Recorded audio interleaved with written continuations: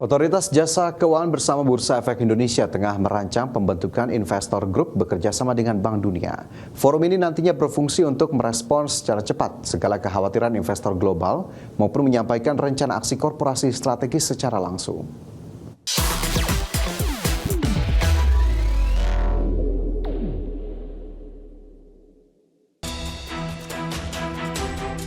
Otoritas Jasa Keuangan bersama Bursa Efek Indonesia tengah merancang pembentukan investor group bekerja sama dengan World Bank.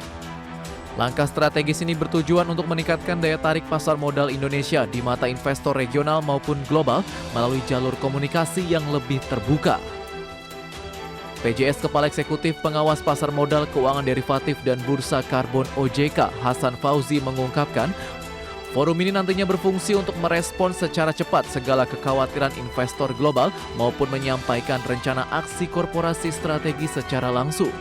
Selain itu, OJK mendorong peran aktif investment bankers untuk mempromosikan pasar modal Indonesia melalui kegiatan roadshow yang terukur. Minggu lalu kami sudah melakukan pertemuan khusus dengan pihak World Bank yang mungkin pada saatnya nanti kami akan rumuskan, akan ada semacam investor group yang setiap periodiknya akan dapat melakukan komunikasi langsung dengan regulator, otoritas, dan pelaku usaha di industri pasar modal kita.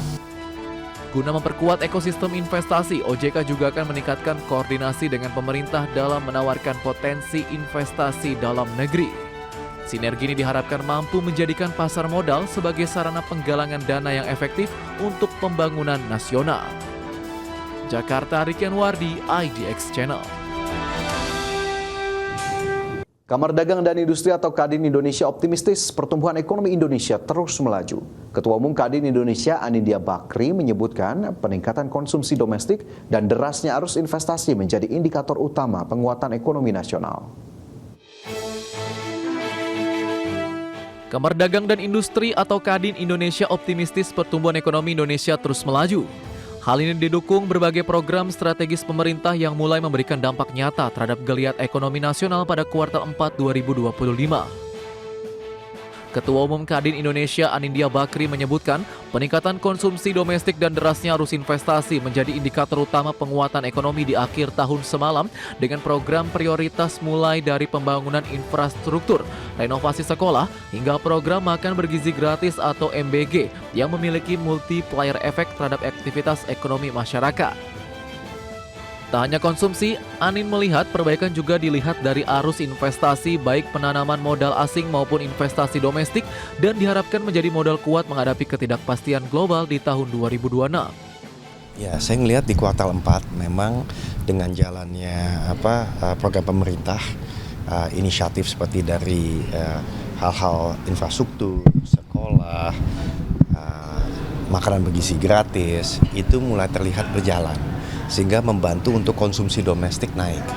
Nah, ditambah lagi juga foreign direct investment di Q4 itu dan juga domestic direct investment juga masuk. Jadi kita lihat memang kuartal keempat itu sudah mulai menggeliat kerja keras selama setahun penuh. Begitu juga dengan Danantara sudah mulai kelihatan.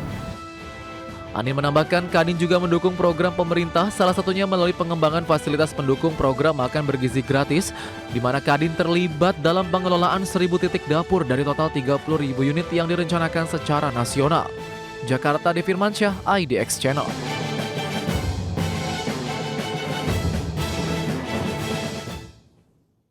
Pertumbuhan ekonomi sepanjang tahun 2025 yang mencapai 5,11% dianggap belum berdampak signifikan pada penciptaan lapangan kerja. Kondisi tersebut dipengaruhi jumlah lapangan kerja yang tersedia tidak sebanding dengan jumlah angkatan kerja setiap tahunnya. Pertumbuhan ekonomi sepanjang tahun 2025 yang mencapai 5,11% belum berdampak signifikan pada penciptaan lapangan kerja. Meski data Badan Pusat Statistik menunjukkan tambahan tenaga kerja masih terjadi, namun serapan tenaga kerja khususnya di sektor formal masih belum optimal dan belum mampu mengimbangi laju pertambahan angkatan kerja setiap tahunnya. Peneliti Indef Ahmad Heri Firdaus menilai kondisi tersebut dipengaruhi jumlah angkatan kerja baru yang terus bertambah setiap tahun. Namun jumlah lapangan kerja yang tersedia tidak sebanding dengan jumlah angkatan kerja setiap tahunnya yang mencapai sekitar 3 hingga 4 juta orang. Realitas tersebut menunjukkan penyerapan tenaga kerja belum bergerak secepat pertambahan angkatan kerja setiap tahunnya. Nah, di sini bisa dilihat bahwa tambahan tenaga kerja ya itu memang ada gitu ya. Nah, di sini yang menjadi tantangan adalah setiap tahun tenaga kerja Indonesia itu angkatan kerja gitu ya itu bertambah kurang lebih sekitar 3-4 juta orang. Nah, artinya apa? Artinya lapangan pekerjaan yang tercipta juga angkanya harus sebanyak itu gitu kan supaya tidak menjadi pengangguran.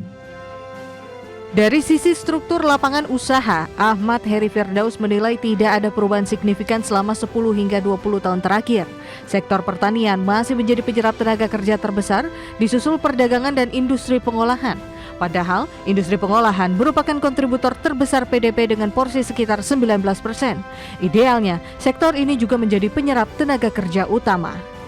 Jakarta, Tim Liputan, IDX Channel.